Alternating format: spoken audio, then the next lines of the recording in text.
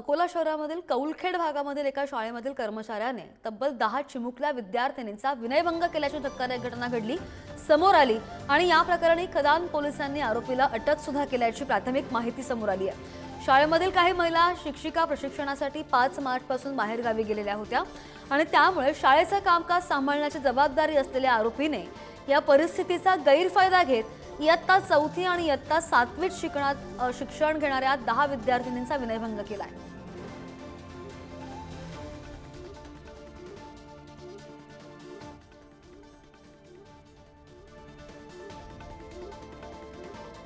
बातमी पाहतोय अकोल्यामधून।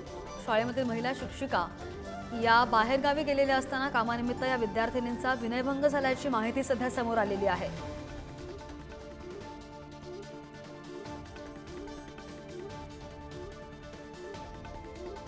अकोला शहरामधील कौलखेड भागामध्ये ही घटना घडली आणि हा सगळा एका शाळेतील प्रकार उघडकीस आलेला आहे। एका कर्मचाऱ्याने तब्बल 10 चिमुकल्या विद्यार्थिनींचा विनयभंग केल्याची धक्कादायक घटना उघडकीस आली आहे आणि या प्रकरणी खदान पोलिसांनी आरोपीला अटक केल्याची माहिती आहे।